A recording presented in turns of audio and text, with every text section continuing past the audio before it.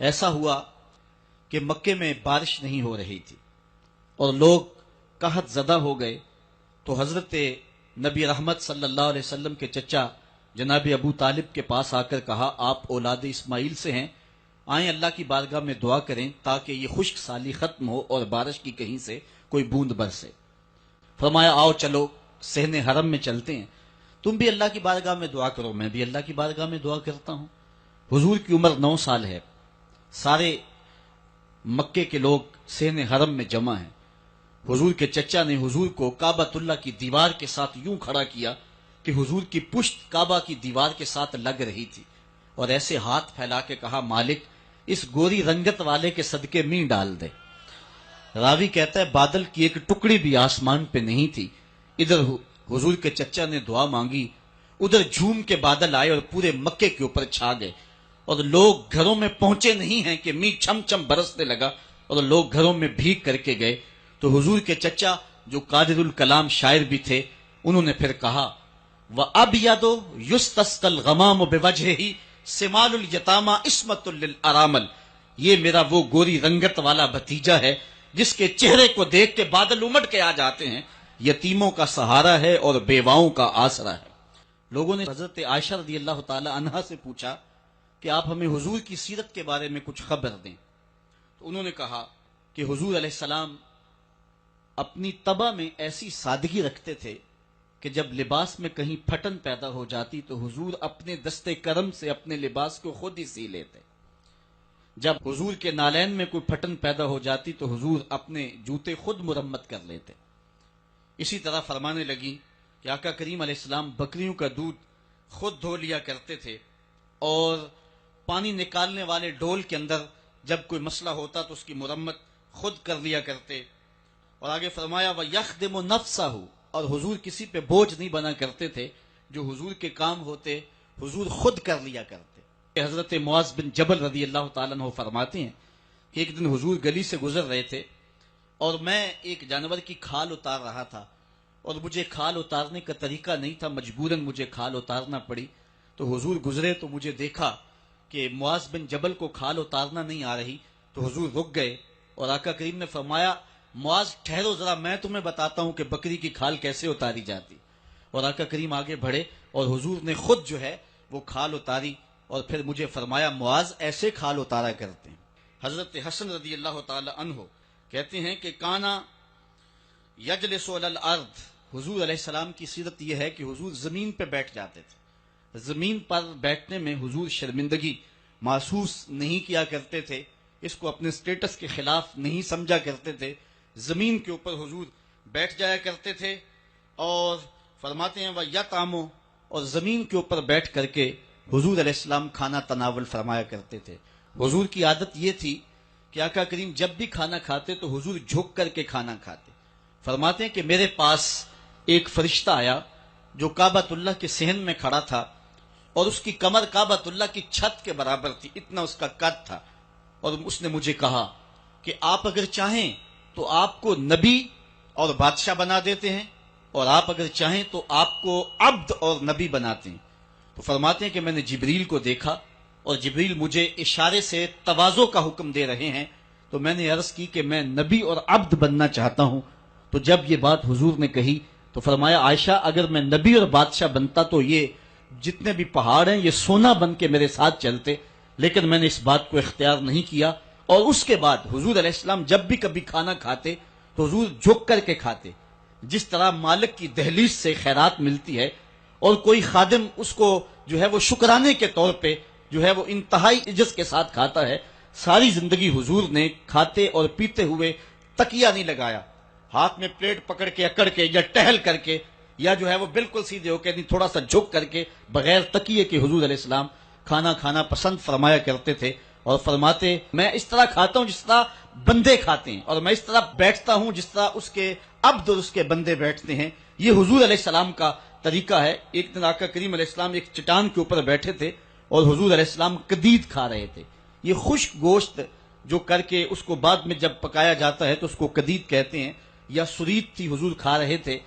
تو ایک خاتون وہ گزری، اور اس کے بارے میں اہل علم کہتے ہیں کہ وہ بڑی زبان دراز تھی اور وہ مردوں کو بھی ایسی ایسی باتیں کرتی کہ لوگ جو ہے وہ اس کی شر سے بچا کرتے تھے. تو اس نے کہا کہ آپ تو ایسے کھا رہے ہیں جس طرح کے عبد کھاتے ہیں. تو حضور علیہ الصلوۃ والسلام نے فرمایا اگر میں عبد نہیں ہوں تو کون عبد ہے؟ فرمایا میں سب سے بڑا عبد ہوں. تو جب یہ بات سنی تو اس کے قدم رک گئے اور اس نے حضور علیہ السلام کی خدمت میں عرض کی کہ حضور آپ پھر اکیلے ہی کھا رہے ہیں، مجھے بھی کھلائیں. تو حضور نے ایک لقمہ اٹھایا، فرمایا لو تم بھی کھا لو. تو اس نے کہا یہ نہیں، بلکہ جو آپ کے منہ میں ہے میں وہ کھانا چاہتی ہوں. تو حضور علیہ الصلوۃ والسلام نے اپنے منہ کا نوالا نکال کر کے اس کے منہ میں ڈال دیا. تو کہتے ہیں کہ اس کے بعد کبھی بھی اس کی زبان پر کبھی فحش بات آئی نہیں تھی. اور آقا کریم علیہ السلام موٹے کپڑے پہنتے تھے، باریک ترین کپڑے پہننے سے حضور نے گریز کیا ہے. اور یہ علامت تکبر ہے کہ باریک ترین لباس پہنا جائے. تو حضور موٹا لباس پہنتے تھے. وَيَرْكَبُ الْحِمَارَ، اور آقا کریم علیہ الصلوۃ والسلام دراز گوش کے اوپر سوار ہوتے تھے. ویسے اگر حضور سے نسبت نہ ہو تو گدھا کہیں گے، اب نسبت میرے رسول سے ہو گئی ہے تو اس کا نام ہی بدل گیا. بلکہ حضور علیہ السلام جس دراز گوش کے اوپر سوار ہوتے تھے اس کا نام یافور تھا، اور اہل محبت اس کو محبت سے حضرت یافور کہتے ہیں. اور وہ صرف دراز گوش ہی نہیں تھا، حضور کا پیغام رساں بھی تھا. کسی صحابی کو حضور نے بلانا ہوتا تو اس کو کہتے کہ فلاں کو بلا کے لا. وہ جاتا اور جا کے اس کے دروازے کے ساتھ سر مارتا. دستک کی آواز سن کے صحابی باہر نکلتا تو دیکھتا کیا کہ حضرت یافور کھڑے ہیں. وہ سمجھ جاتا مجھے حضور بلا رہے ہیں. جب حضور علیہ السلام کا وصال ہو گیا تو وہ پاگلوں کی طرح مدینے کی گلیوں میں بھاگتا تھا، حتیٰ کہ قبیلہ بنو سلیم کے کنویں میں چھلانگ لگا کے اپنا خاتمہ کر لیتا ہے. جب حضور اس دنیا سے کوچ کر گئے ہیں تو ہم نے جی کے کیا لینا ہے. تو وہ داراز گوش آقا کریم اس کے اوپر سواری کر لیتے تھے. بلکہ خیبر کے دن یہ یہودیوں کے ساتھ مقابلے کا دن تھا، لیکن اس اہم دن حضور علیہ الصلوۃ والسلام جس دراز گوش کے اوپر سوار تھے اس کی جو نکیل تھی وہ کھجور کی رسی کی تھی اور کھجور کی چٹائی اس کے اوپر ڈالی ہوئی تھی. تو آقا کریم علیہ السلام اس بات میں کوئی باک اور کوئی شرمندگی محسوس نہیں کیا کرتے تھے. حضور علیہ السلام دراز گوش کے اوپر سوار بھی ہوتے تھے اور کسی کو اپنا ردیف بھی بنا لیتے. اور لازمی نہیں کہ کسی کو ردیف بنانے کے لیے حضور کسی عالی نسب شخص کا انتخاب کرتے، بلکہ غلاموں کو، لاچاروں کو اور انتہائی مسکین لوگوں کو حضور علیہ السلام اپنا ردیف بنایا کرتے تھے. بلکہ فتح مکہ کے دن، یہ اسلام کی عظمت کا اعلان کرنے کا دن ہے، اس دن حضور علیہ السلام کا ردیف کون تھا جو اتنا زیادہ عمر نہیں رکھتا تھا اور حضور کے پیچھے بیٹھے خوشی سے جھومنا چاہتا تھا. اور آقا کریم علیہ السلام کا سر انور یوں جھکا ہوا تھا کہ حضور علیہ الصلوۃ والسلام کے امامے کا کور جو ہے وہ اونٹنی کی کوہان کے ساتھ لگی ہوئی لکڑی کے ساتھ لگ رہا تھا. اور اس انداز سے حضور مکے میں داخل ہو رہے تھے. اور حضور کا اس دن ردیف، حضور کے ساتھ اس اہم دن سوار کون تھا؟ تو تاریخ کے اندر جواب ملے گا، وہ اسامہ بن زید تھا. حضور کا منہ بولا بیٹا حضرت زید بن حارثہ کا فرزند، جو حضرت ام ایمن کا بیٹا بھی ہے اور حضرت زید بن حارثہ کا بیٹا بھی ہے. رنگ سانولا ہے، ناک چپٹی ہے، حبشی نیاد ہے، لیکن آقا کریم علیہ الصلوۃ والسلام اس دن اس غلام زادے کو اپنی پشت پہ بٹھائے ہوئے ہیں. بلکہ تاریخ کے یہ اوراق بھی ہمارے سامنے ہیں. حضرت حسن رضی اللہ تعالی عنہ حضور کے ایک زانو پہ کھیلتے تھے تو دوسرے زانو پہ حضرت اسامہ بن زید کھیلتے تھے. بلکہ حضور علیہ السلام ایک کندھے پہ حضرت امام حسن کو اٹھاتے ہیں تو دوسرے کندھے پہ حضرت اسامہ کو اٹھاتے ہیں. حضرت سید عائشہ رضی اللہ تعالیٰ عنہ فرماتی ہیں ایک دن حضرت اسامہ رضی اللہ تعالیٰ عنہ کی ناک بہ رہی تھی. میں نے دیکھا کہ حضور علیہ السلام آگے بڑھے کہ میں اسامہ کی ناک صاف کر دوں، غلام زادے کی ناک صاف کر دوں. تو میں نے عرض کی حضور آپ رہنے دیں، میں صاف کر دیتی ہوں. تو حضور نے فرمایا اے عائشہ، اسامہ سے میں بھی پیار کرتا ہوں، اسامہ سے تو بھی پیار کیا کر. غلام زادوں کے ساتھ محبتوں کا یہ عالم اور اس انداز کے ساتھ پیار کا یہ روپ، یہ حضور علیہ السلام نے ہی سکھایا ہے اور یہ حضور کی زندگی کا ہی روپ ہے. حضرت حسن فرماتے ہیں اپنے پیچھے حضور کسی شخص کو بھی سوار کیا کرتے تھے اور پھر حضور کھانے کے بعد اپنی انگلیاں بھی چاٹ لیا کرتے تھے اور اس میں کچھ شرم محسوس نہیں فرمایا کرتے تھے. حضرت انس رضی اللہ تعالیٰ عنہ بیان فرماتے ہیں، کہتے ہیں حضور کائنات میں صورت اور سیرت کے اعتبار سے سب سے حسین تھے. حضور علیہ السلام سب سے زیادہ سخی تھے اور حضور علیہ السلام سب سے زیادہ بہادر تھے. حضور علیہ السلام کی سیرت کے حسن کو نبی رحمت کے خادم خاص انس بن مالک رضی اللہ تعالیٰ عنہ بیان فرماتے ہیں، اور یہ بات ذہن میں رکھیں، یہ وہ صحابی ہیں جن کو 10 سال حضور کی خدمت کی سعادت نصیب ہوئی۔ 8 سال کی عمر تھی کہ جب حضور مدینے میں تشریف لائے تو حضرت ام سلیم جو حضرت انس کی والدہ ہیں حضور کی خدمت میں نے پیش کر گئے، حضور یہ بیٹا ہے، گھر کا کام کاج کیا کرے گا، ضرورت پڑے تو اس کو کہیں بھیج لیا کرنا، یہ آپ کی نوکری کیا کرے گا۔ 10 سال حضور مدینے میں گزارے تو حضرت انس نے 10 سال حضور کی نوکری کی۔ کہتے ہیں خدمت النبی صلی اللہ علیہ وسلم 10 سنین، میں نے پورے 10 سال حضور کی نوکری کی ہے۔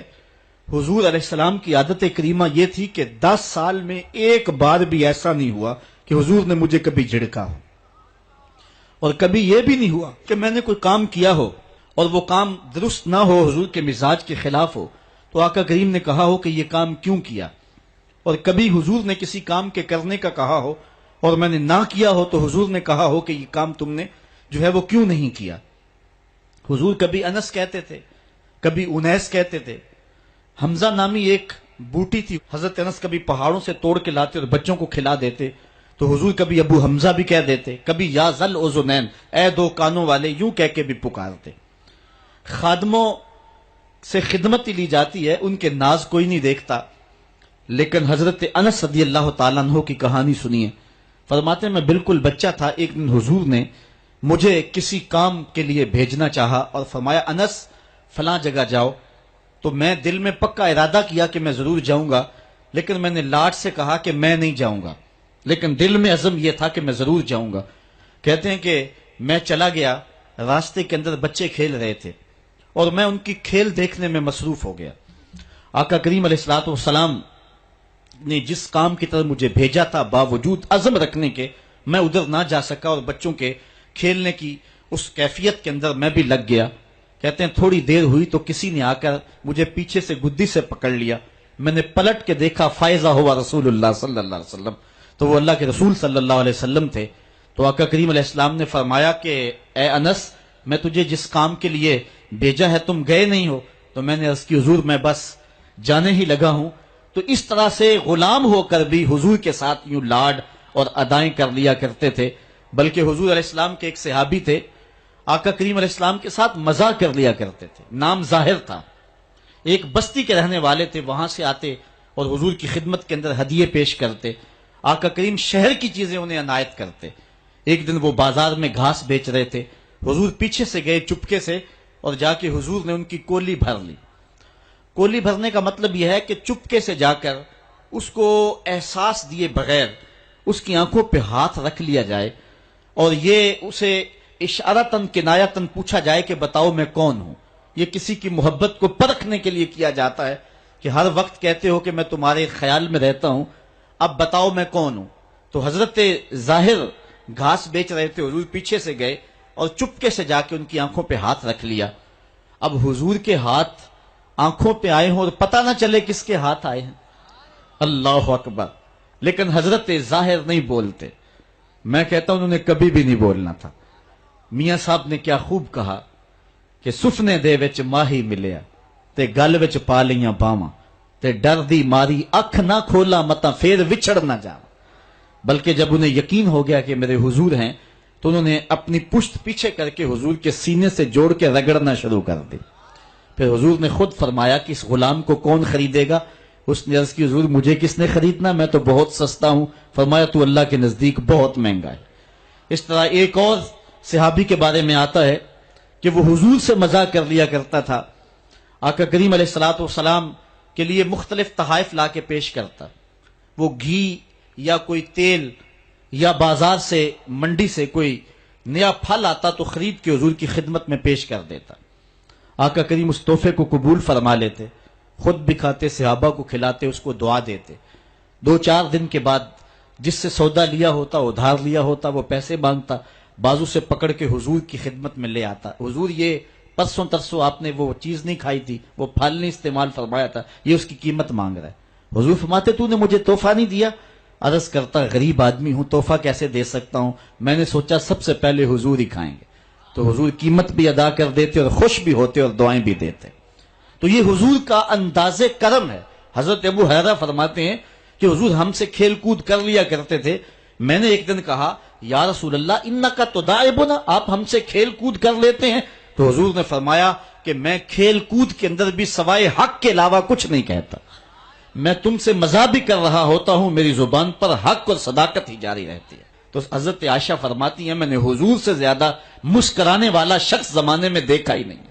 کثرت کے ساتھ حضور علیہ السلام مسکرایا کرتے تھے.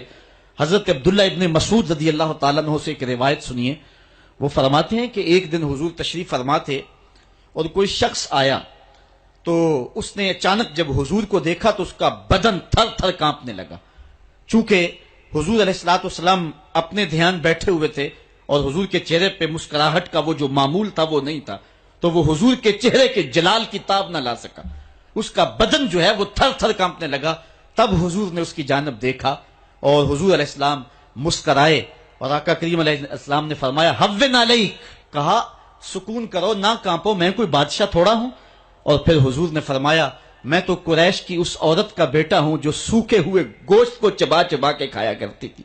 اور اس طرح حضور نے اس کی ہیبت کو اس کے اوپر جو طاری ہو گئی تھی دور کر دیا سکتا. جب کبھی ایسا ہوتا حضور غصے میں ہوتے تو کسی کے اندر ہمت نہ ہوتی کہ حضور کے چہرے کی طرف دیکھ سکے. حضور کے دو ابروؤں کے درمیان ایک رگ تھی جسے رگ ہاشمیہ اعلیٰ حضرت نے کہا ہے. جب غصے میں آتے تو وہ پھڑکتی اور کسی کے اندر ہمت نہ ہوتی کہ حضور کے چہرے کے جلال کو دیکھ سکے. ایک صحابی کہتے ایک دن حضور منبر پہ جلوہ فراز ہوئے. حضور نے فرمایا والذی نفسی بیدہ، مجھے قسم ہے اس رب کی جس کے قبضے میں میری جان ہے. ایسے جلال سے کہا کہ ہمارے اوپر روب طاری ہو گیا اور ہماری آنکھوں سے آنسو بہنے لگے. پھر حضور نے یہ لفظ دوسری مرتبہ کہا والذی نفسی بیدہ، مجھے قسم ہے اس رب کی جس کے قبضے میں میری جان ہے. تو صحابہ کہتے ہمارے اوپر اتنا روب اور ہیبت طاری ہوئی کہ ہم ایک دوسرے سے ٹکرانے لگے. تو حضور نے پھر تیسری مرتبہ کہا تو پھر ہمیں اپنی ہوش نہ رہی. تو راوی نے پوچھا حضور کسی بات پہ قسم اٹھایا کرتے تھے؟ تو یہ بات جو حضور نے 3 قسموں کے بعد فرمائی تھی وہ کیا بات تھی؟ تو صحابی کہتے ہیں ہوش رہا ہو تو بتائیں کیا کہا تھا. ہمیں تو ہوش ہی نہیں رہا تھا. اس لیے آقا کریم علیہ الصلوۃ والسلام جو ہیں وہ تبسم فرما کے لوگوں کی تسکین کا سامان کیا کرتے تھے. میرے امام کہتے ہیں جس کی تسکین سے روتے ہوئے ہنس پڑیں اس تبسم کی عادت پہ لاکھوں سلام. اور آقا کریم علیہ السلام کی طبیعت کی سادگی ایسی ہے کہ بعض کا مکے کی چھوٹی بچیاں حضور کے پاس آ جاتی اور آقا کریم کو ہاتھ سے پکڑ لیتی اور جدھر چاہتی لے جاتی. حضور کبھی ہاتھ نہیں چھڑایا کرتے تھے جب تک ان کا کام نہیں کر دیا کرتے تھے.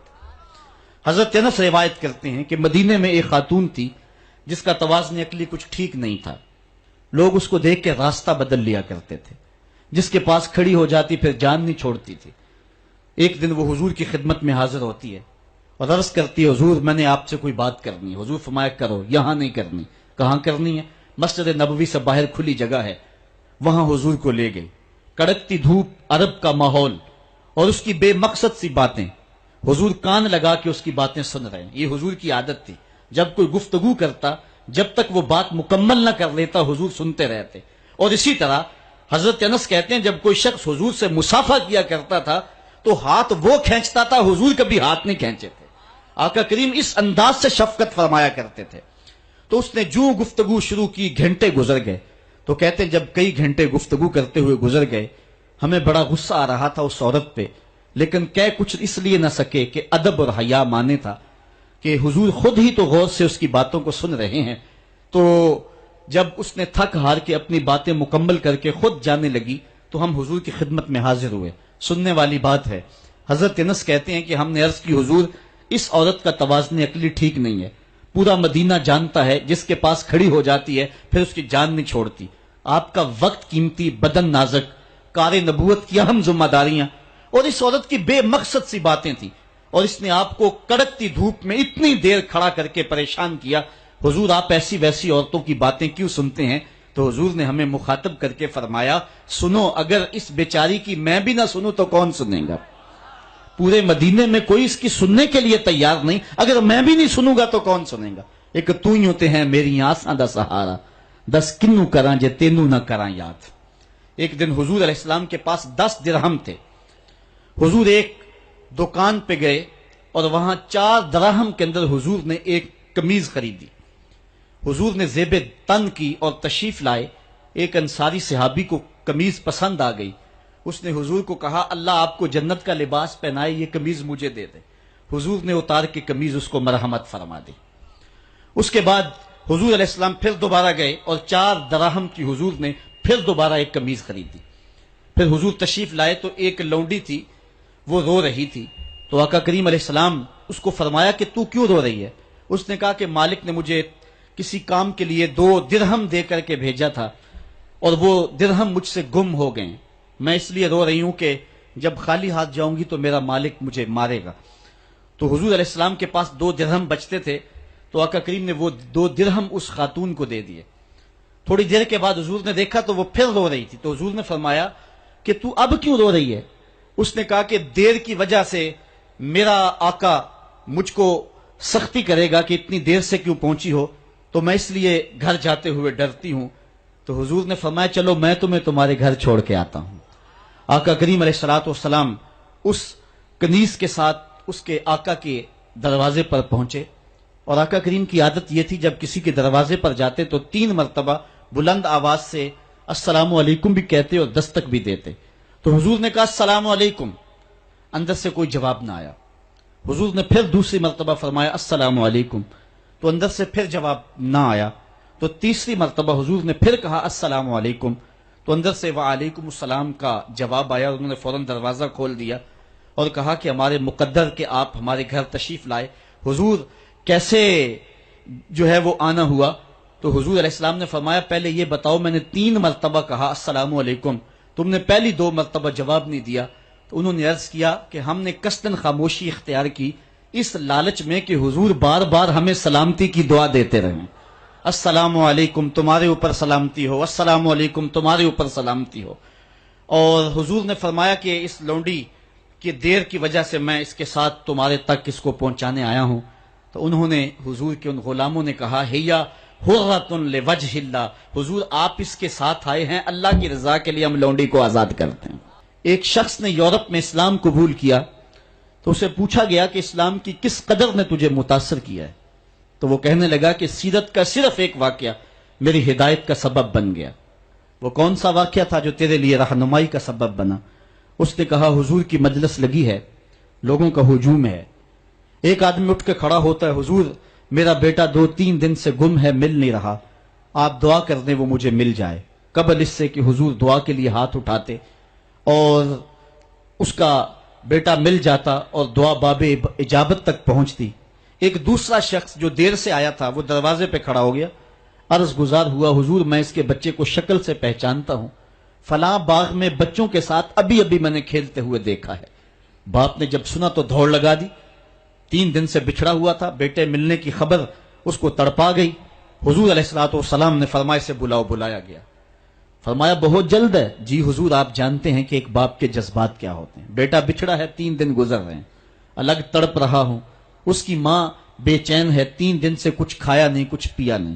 میں چاہتا ہوں بہت جلد جا کے اپنی آنکھوں کو ٹھنڈا کروں اور اس کی ممتا تک اس کے بیٹے کو بھی پہنچاؤں تاکہ اس کے دکھوں کو بھی قرار ملے. فرمایا ضرور جاؤ, تمہارے جذبات سے اچھی طرح آگاہ ہوں, لیکن تمہیں بلانے کا بھی ایک مقصد تھا, اور وہ یہ کہ جب تم اس باغ کے کنارے جاؤ اور بچوں کے ساتھ بچے کو کھیلتا ہوا دیکھو تو اس کو بیٹا کہہ کے آواز نہ دینا, بلکہ جو نام رکھا ہے اس نام سے پکارنا. عرض کی حضور میرا بیٹا ہے, اگر بیٹا کہہ کے پکاروں گا تو حرج بھی کیا ہے؟ فرمایا تم 3 دنوں سے بچھڑے ہو, تمہارے لہجے میں بلا کی مٹھاس ہوگی اور تم نہیں جانتے, ہو سکتا ہے کھیلنے والوں میں کوئی یتیم بچہ بھی کھیل رہا ہو, اور جب تم اپنے بیٹے کو بیٹا کہہ کے پکارو گے تو اس کا کلیجہ کٹ جائے گا. آج میرا باپ ہوتا تو مجھے بھی بیٹا کہہ کے پکارتا. فرمایا یہ شوق گھر جا کے پورا کر لینا, لیکن جب بچے اکٹھے کھیل رہے ہوں تو وہاں اپنے بیٹے کو بیٹا کہہ کے نہیں اس کے نام سے پکارنا. ام المومنین سیدہ عائشہ رضی اللہ تعالی فرماتی ہیں ایک دن میں پانی پی رہی تھی کہ حضور گھر میں تشریف لے آئے. مجھے دور سے دیکھ کر کے کہا عائشہ ذرا تھوڑا سا پانی میرے لیے بھی چھوڑنا. تو کہتی ہیں میں نے پانی چھوڑ دیا, حضور قریب آئے, میرے ہاتھ سے اب خورا لیا, پانی پینے لگے تو پھر رک گئے اور پھر میری جانب دیکھ کے مسکرائے اور فرمایا عائشہ ذرا بتانا تم نے ہونٹ کہاں رکھ کے پانی پیا تھا؟ حضرت ابو ہریرہ رضی اللہ تعالیٰ عنہ فرماتے ہیں حضور علیہ السلام کی 5300 سے زائد احادیث کے راوی ہیں۔ حضرت ابو ہریرہ قبیلہ دوس سے تعلق رکھتے ہیں، باپ انتقال کر گئے ہیں، ساری زندگی حضور کے نام پہ گزار دیے۔ حضرت ابو ہریرہ خدمت حدیث میں ایسے مشغول رہے کہ شادی کرنے کی فرصت بھی نہیں پائی، بلا تعین اوقات حضور سے درس حیات، درس زندگی، درس دین لیتے تھے۔ یہ صفہ کے چبوترے پہ بیٹھ کے حضور سے تعلیم حاصل کرنے والے اسلام کی پہلی درسگاہ کے طالب علم ہیں۔ جنگل سے لکڑیاں کاٹ کے لاتے، بیچتے اور پیٹ کی آگ بجھاتے۔ کبھی حضور کے گھر سے لنگر آ جاتا، کبھی فاقے بھی کاٹتے، کبھی کوئی صحابی ان کی دعوت کرتا اور یوں کام چل جاتا۔ کہتے ہیں ایک دن کھائے پیے ہوئے کافی دن گزر گئے اور حالت یہ تھی کہ کمر بھی سیدھی نہیں ہو رہی تھی۔ جنگل سے لکڑیاں کاٹ کے لاؤں اور بازار میں بیچوں، یہ بھی طاقت نہیں تھی۔ حضور کے گھر سے بھی اس دن کچھ نہ آیا اور کسی نے دعوت بھی نہ کی، اور حضور علیہ الصلوۃ والسلام کی تعلیمات یہ تھی کہ سوال نہیں کرنا۔ اب میں کسی سے سوال کروں مجھے یہ بھی گوارا نہیں تھا، ادھر بھوک کمر بھی سیدھا نہیں ہونے دیتی تھی۔ کہتے ہیں میں نے ہیلا کیا اور مسجد نبوی کے ایک ایسے زاویے پہ بیٹھ گیا جہاں سے لوگوں کا گزر ہوتا تھا۔ میرا مقصد یہ تھا کوئی گزرتا ہوا شخص میرے چہرے کو پڑھ لے گا اور کھانے کی دعوت دے گا، لیکن جو بھی آتا سلام لے کے گزر جاتا۔ کسی نے میرے اندر اترنے کی زحمت کا وارہ نہ کی۔ وہ کیا کسی نے کہا تھا، ہستی پلکوں کے نیچے غم بھی پلتے ہیں، مگر کون دیکھتا ہے اتنی گہرائی میں۔ جب لوگ گزرتے رہے اور کسی نے میرا پوچھا نہ، تو میں نے سوچا کہ تھوڑا سا ہیلا اور کرنا چاہیے، جو کوئی آئے میں اس سے ہم کلام ہوں، میری گفتگو کے دوران وہ میرے اندر اترنے کی کوشش کرے گا۔ کہتے ہیں حضرت عمر رضی اللہ تعالیٰ عنہ آ گئے، میں نے ان سے قرآن مجید کی ایک آیت پوچھی۔ میرا مقصد یہ تھا یہ آیت بتائیں گے، اس دوران میرے سے ہم کلام ہوں گے، میرے لہجے کی ٹوٹ پھٹن سے جان جائیں گے میرا مسئلہ کیا ہے۔ لیکن وہ شاید جلدی میں تھے، انہوں نے آیت بتائی اور چلے گئے۔ میں پھر منتظر ہو گیا تو حضرت صدیق اکبر آ گئے رضی اللہ تعالیٰ عنہ۔ میں نے ان سے کوئی مسئلہ شرعی پوچھ لیا، میرا مسئلہ یہ تھا کہ وہ مسئلہ بتائیں گے، اس دوران میرے مسئلے تک پہنچ جائیں گے، لیکن وہ بھی شاید جلدی میں تھے، انہوں نے مسئلہ بتایا اور چلے گئے۔ میں سوچا میرا مسئلہ تو حل نہ ہوا، اب میں منتظر تھا کہ اب کون آئے گا، تو ایک جانب سے روشنی اٹھی اور دل و قلب و نگاہ کا مرشد اولین آ گیا۔ حضور تشریف لے آئے، میں نے حضور سے بھی کوئی مسئلہ ہی دریافت کر لیا۔ آقا نے میری جانب غور سے دیکھا، پھر زیر لب مسکرا کے بولے، ابو ہریرہ بھوک لگی ہوئی ہے؟ میں نے کہا جی حضور بھوک لگی ہے۔ کہا پھر میرے پیچھے پیچھے آ جاؤ۔ آگے روایت آپ نے علماء سے سنی ہے، حضور نے گھر والوں سے کہا کچھ ہے؟ انہوں نے کہا ہاں جی دودھ کا ایک پیالہ ہے۔ فرمایا ابو ہریرہ؟ میں نے کہا جی حضور۔ کہا صفہ کے چبوترے پہ جو بیٹھے ان کو بھی بلا لاؤ، صرف ابو ہریرہ ہی ہر ویلے پاس نہیں رہتا، اور بھی ہر ویلے پاس رہتے ہیں، ان کا بھی خیال ہے حضور کو۔ تو کہتے ہیں دودھ کا ایک پیالہ، اور میں گیا تو 70 لوگ تھے، حضور کا حکم تھا بلا لایا۔ حضور نے میرے ہاتھ میں دودھ کا پیالہ دیا اور کہا دائیں سے شروع ہو جاؤ۔ میں نے ایک شخص کو دودھ دیا اور دودھ پہ نظر رکھی، اس نے جی بھر کے پیا، لیکن دودھ ختم نہ ہوا۔ دل کو تسلی ہو گئی، دوسرے کو، تیسرے کو، 70 آدمی دودھ پی گئے۔ دودھ کا پیالہ بھرے کا بھرا، لگتا یہ تھا اللہ نے دودھ کے پیالے کا تعلق کوثر کی نہر سے جوڑ دیا۔ جب 70 آدمی پی گئے، اعلی حضرت کا اسلوب بھی دیکھیے۔ بریلی سے آواز آ رہی ہے، کیوں جناب ابو ہریرہ کیسا تھا وہ جامع شیر جس سے 70 صاحبوں کا دودھ سے منہ پھر گیا؟ کہا ابو ہریرہ کون باقی؟ عرض کی حضور ایک میں باقی، ایک آپ باقی۔ فرمایا کہ ابو ہریرہ تم پیو۔ کہتے ہیں میں نے پیا، سیراب ہو کے پیا۔ حضور نے فرمایا اور پیو، میں نے اور پیا۔ پھر فرمایا اور پیو، میں نے اور پیا، رج گیا۔ تو حضور نے فرمایا ابو ہریرہ اور پیو۔ میں نے کہا مجھے قسم اس رب کی جس نے آپ کو حق کے ساتھ مبعوث کیا ہے، میرے میں ایک قطرے کی گنجائش بھی نہیں ہے۔ تو حضور نے میرے ہاتھ سے پیالہ لیا اور خود نوش جاں کر لیا۔ دو جہاں کا سردار ہے، 71 آدمیوں کا جوٹا پی رہا ہے۔ ایک شخص نے حضور علیہ الصلوۃ والسلام سے وعدہ کیا کہ آپ یہاں رکیں اور میں ابھی آتا ہوں، تو آقا کریم علیہ الصلوۃ والسلام اس کے انتظار میں وہاں رکے۔ 3 دن گزر گئے اور وہ نہ آیا، چونکہ حضور وعدہ کر چکے تھے کہ میں تیرے آنے تک یہاں رہوں گا۔ تیسرے دن اس کو جا کے یاد آیا تو وہ واپس پلٹا، تو آقا کریم نے جواب میں صرف اتنی بات کہی، آپ نے فرمایا یا فتح قد شککت علیہ، اے نوجوان تو نے تو مجھ کو مشقت میں ڈال دیا۔ حضرت عمر رضی اللہ تعالیٰ عنہ روایت کرتے ہیں کہ زید بن سعنہ نامی ایک یہودی تھا جس کو حضور نے قرض دینا تھا۔ تو کہتے ہیں کہ ایک دن حضور علیہ السلام کی خدمت میں ایک شخص حاضر ہوا جس کا نام زید بن سعنہ ہے اور یہودی ہے، اور اس نے حضور علیہ الصلوۃ والسلام سے قرض کا تقاضا کیا، لیکن تقاضا اتنے سخت انداز سے کیا کہ اس نے حضور علیہ الصلوۃ والسلام کی قمیص کو پکڑ کے کھینچا بھی۔ تو حضرت عمر رضی اللہ تعالیٰ عنہ نے جب دیکھا تو بڑے گھور کے اس کی جانب دیکھا اور اس کو پیچھے ہٹاتے ہوئے کہا کہ تجھے شرم نہیں آ رہی کہ اللہ کے رسول کے ساتھ کیسے سلوک کر رہا ہے اور میں تیرے سامنے موجود ہوں؟ تو حضرت نبی رحمت صلی اللہ علیہ وسلم نے حضرت عمر کو کہا، عمر مجھے تجھ سے اس بات کی توقع نہیں تھی۔ ذرا غور کیجئے حضور علیہ السلام کی اس سیرت کے انداز کو۔ ایک شخص آ رہا ہے اور حضور سے سختی کر رہا ہے، ابھی حضور کو قرض لٹانے کی جو تاریخ ہے اس میں بھی 4 دن باقی رہتے ہیں اور وہ ناجائز سختی کر رہا ہے۔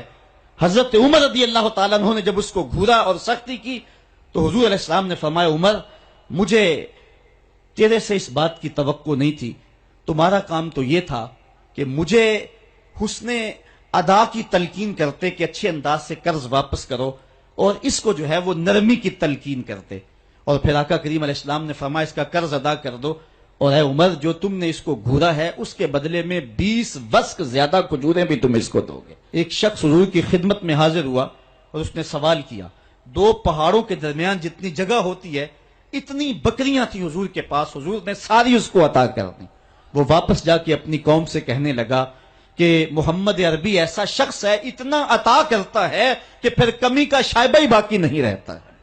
مولا کائنات فرماتے تھے جب جنگ کی بھٹی گرم ہوتی تو ہم دیکھتے کہ سب سے آگے بڑھ کر حملہ کرنے والے محمد عربی ہی ہوا کرتے تھے، اور ہم حضور علیہ السلام کی اوٹ میں ہوا کرتے تھے۔ آقا کریم علیہ السلام نے اپنی زندگی میں اپنی تلوار سے اور اپنے نیزے سے جو ہے وہ کسی کو قتل نہیں کیا ہے، صرف ابی بن خلف وہ بد نصیب شخص تھا جس نے کہا تھا کہ میں نے گھوڑا رکھا ہے جس کو 16 رتن مکئی کے دانے روز ڈالتا ہوں، اور اس گھوڑے کے اوپر سوار ہو کے میں آؤں گا اور اے محمد معاذ اللہ آپ کو شہید کر دوں گا۔ تو حضور علیہ السلام نے فرمایا اللہ نے چاہا تو میں تجھے قتل کروں گا۔ اور پھر غزوہ احد کے موقع پہ جب وہ آیا کہنے لگا کہ میرا راستہ چھوڑ دو، اور پھر وہ گھوڑا لے کر کے آگے بڑھا، صحابہ آگے بڑھنے لگے تو حضور نے فرمایا پیچھے ہٹ جاؤ۔ حضرت حارث بن سما سے حضور نے چھوٹا سا نیزہ لیا اور آگے بڑھ کے اللہ کے محبوب علیہ السلام نے اس کے گلے کے قریب اس کا ہلکا سا کچوکا دیا، اور چھوٹا سا زخم اس کی گردن پہ لگا تو وہ بھاگتا تھا اور چیختا تھا اور کہتا تھا کہ قاتلنی محمد، محمد نے مجھے قتل کر دیا ہے۔ لشکر والوں نے کہا ابی بن خلف عجیب بات ہے، ایک چھوٹا سا زخم ہے اور تو اتنا شور ڈال رہا ہے۔ اس نے کہا تم نہیں جانتے ہو کہ مجھے کتنی اس کی تکلیف ہو رہی ہے، اگر میری اس تکلیف کو پورے لشکر میں بانٹ دیا جائے تو سارا لشکر مر جائے، جو تکلیف مجھے محمد کی اس ضرب سے پہنچی ہے۔ اس نے کہا مجھے محمد نے کہا تھا کہ تجھے میں قتل کروں گا، اس نے تو پھر مجھے نیزہ مارا ہے، مجھے یقین ہے کہ اگر وہ میری جانب غصے سے تھوک بھی دیتا میں پھر بھی نہ بچ سکتا۔ حضرت نبی رحمت صلی اللہ علیہ وسلم غزوہ حنین کے موقع پہ آپ دیکھیں سفید خچر کے اوپر سوار ہیں اور ایک پہاڑی درے میں کافر گھات لگائے بیٹھے تھے، جب اچانک انہوں نے تیر اندازی کی تو لشکر اسلام میں بھگدڑ مچ گئی۔ اس وقت حضور تھے جو خچر کو آگے بڑھا رہے تھے، حضرت عباس رضی اللہ تعالیٰ عنہ رکاب تھامے تھے اور آقا کریم کہہ رہے تھے انا نبی لا کذب انا ابن عبد المطلب، میں نبی ہوں اس میں کوئی جھوٹ نہیں، میں عبد المطلب کا بیٹا ہوں۔ تو حضور علیہ السلام کا یہ انداز کہ جب میدان کے اندر بھگدڑ مچی ہے تو سب سے آگے بڑھ کر کے کفار پر حملہ کرنے والے سفید خچر کے اوپر مصطفیٰ ہیں۔ علماء نے حضور کی بہادری کے اس قصے کو بیان کرتے ہوئے فرمایا جنگوں میں خچر کا سفید ہونا، ایک تو خچر کا ہونا بہادری پہ دلیل ہے اس لیے کہ گھوڑے رکھے جاتے ہیں کہ بھاگنا آسان ہو، اور دوسرا مٹیالے رنگ کے جو ہیں وہ جانوروں کی سواری کی جاتی ہے، یہ فوج کی وردی کا رنگ مٹیالہ، اس کی حکمت بھی یہ ہے۔ لیکن آقا کریم علیہ الصلوۃ والسلام سفید خچر پہ جو ہے وہ سوار تھے۔ حضور اتنے شجاع تھے، اتنے بہادر تھے، میدان میں بھاگنے کے لیے نہیں آتے تھے بلکہ حضور کفر کے چھکے چھڑانے کے لیے میدان میں داخل ہوا کرتے تھے۔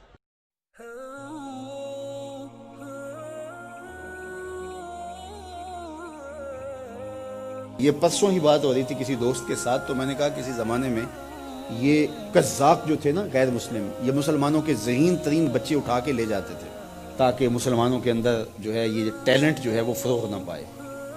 تو میں نے کہا یہ اغوا آج بھی جاری ہے۔ پہلے اغوا اس طرح کرتے تھے کہ اس کا جسم لے جاتے تھے اور وہ جہاں بھی ہوتا تھا اس کا ذہن اپنے وطن میں ہوتا تھا۔ اب بچے ہمارے پاس ہیں لیکن ان کے ذہن اغوا کر کے وہ لے گئے۔ یہ دور موجود کا سوشل میڈیا اور اس کے اوپر پھیلی ہوئی بے حیائی اور مغربی تہذیب و تمدن کا فروغ. بچے کھانا ہم دیتے ہیں، کھلاتے ہم ہیں، پلاتے ہم ہیں، لیکن یہ ہمارے نہیں ہیں. یہ اچک کے لے گئے ہمارے بچوں کو، ہماری گودیں بھانج ہو گئی، یہ ہماری فکر کے ہیں ہی نہیں ہیں. لیکن افسوس یہ ہے کہ آج رہنمایان قوم، آج جو ہے وہ مدرسین، آج ٹیچرز، آج معلمین اور آج کا میڈیا بالکل ان چیزوں سے بے خبر ہے کہ ہمارے ساتھ کیا ہوا اور کیا ہونے جا رہا ہے. اور ہم اللہ سے امید کا چراغ بجھنے نہیں دے رہے، لیکن جو موجودہ نظم ہے اس وقت جو ہمارے ساتھ ہو رہا ہے، تو ہم گڑھے کی طرف جا رہے ہیں اور گرنے کی طرف جا رہے ہیں. یہ کہیں کہیں کوئی دیا روشن ہے، ورنہ ہمیں پتہ ہی نہیں کہ ہمارے ساتھ کیا ہو رہا ہے. جب روس کا سرخ انقلاب پھیلنے لگا اور اس کے ظلم روس کے ساتھ ملحقہ ریاستوں کے اندر اپنے پنجے گاڑنے لگا، تو یہ ماوراء النہر کا جتنا علاقہ ہے، اس کی مسلم ریاستوں کے اندر زبردستی مسلمانوں پہ پابندی لگا دی گئی. وہ مسلمانوں والے نام بھی نہیں رکھ سکتے تھے، مسجدوں کو تالے لگا دیے گئے اور قرآن مجید چھین لیے گئے، اور قرآن مجید چھاپنا ممنوع قرار پایا گیا، قرآن مجید اپنے گھر میں رکھنا ممنوع قرار پایا گیا. حتیٰ کہ سکولوں کے اندر کاغذ کے ایک ٹکڑے کے اوپر اللہ جل شانہ کا مبارک نام لکھ کر کے زمین پہ پھینک دیا جاتا، اور اگر کوئی بچہ اس کو ادب سے اٹھا لیتا تو وہ جان لیتے کہ ان کے گھر میں قرآن کی تعلیم موجود ہے، تو پھر اس گھر کو نیست و نابود کر دیا جاتا. مسجدوں کو بالکل تالے لگ گئے. مدارس تو دور کی بات ہے، گھر کے پچھلے کمرے کے اندر بھی قرآن مجید کوئی رکھنے کی ہمت نہیں کرتا تھا. لیکن آج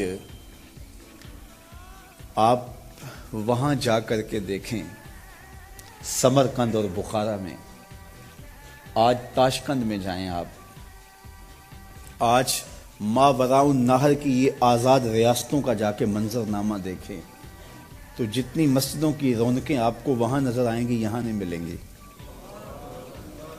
قرآن کے ساتھ جو عشق آپ کو وہاں ملے گا یہاں نہیں ملے گا. یار ان کے گھروں سے تو قرآن کے نسخے چھین لیے گئے، ان کے اہل علم کاٹ دیے گئے، ان کی مذہبی شناخت بھی لے لی گئی، ان کے نام بھی جو ہے وہ ختم کر دیے گئے، مسجدوں کو تالے لگا دیے گئے، مدارس دینیہ کا وجود کل عدم ہوا. لیکن یہ آج اسلام کی جس طرح نشأت وہاں سے ہو رہی ہے، تو یہ کیسے ہوا؟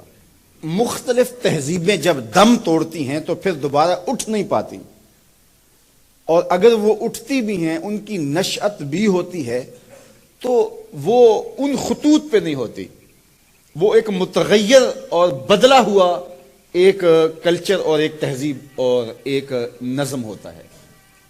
لیکن یہ تاریخ عالم گواہی دیتی ہے کہ مسلمان توڑ دیے گئے. یہ ترکی کی مثال دیکھ لیجئے، رسم الخط بدل دیا گیا. چنگیز خان کے قبیلے نے تو یہ کیا کہ وہاں بغداد کی جامعہ نظامیہ کی لائبریری کو جلا دیا اور اس کو پانی میں بہا دیا، اور آج تک وہ علم دشمن مانے جاتے ہیں. اب جب ترکی میں سلطنت عثمانیہ کو توڑا گیا، انہوں نے ترکی کا رسم الخط بدل دیا. رسم الخط بدلنے کا مطلب کیا؟ کہ آنے والی نسلیں ان کتابوں سے ناشنا ہوں گی. جب رسم الخط ہی تبدیل ہو گیا تو وہ کتابیں قیمتی جوہر اور موتی سے ہی، لیکن اس کو نئی نسل پڑھ ہی نہیں سکے گی. تو بات یہ کر رہا تھا کہ کلچر اور تہذیبیں اور تمدن جب ٹوٹتے ہیں تو دوبارہ انہی خطوط پہ کھڑے نہیں ہو پاتے. لیکن اسلامی تمدن، اسلامی تہذیب اور اسلامی کلچر اور اسلامی سوسائٹی اور معاشرت، اور جب ہماری سلطنتیں اور ہمارے سلسلے جب توڑ دیے جاتے ہیں تو کچھ سالوں کے بعد یا صدیوں کے بعد ہم جب دوبارہ کھڑے ہوتے ہیں تو پھر انہی بنیادوں پہ کھڑے ہوتے ہیں. یہ وجہ کیا ہے؟ اس کی ایک وجہ ہے، اور وہ وجہ ہے قرآن مجید. کیونکہ ہماری تھیوری غیر متبدل ہے، یہ بات ذہن میں رکھیے گا. جب تھیوری ایک ہو تو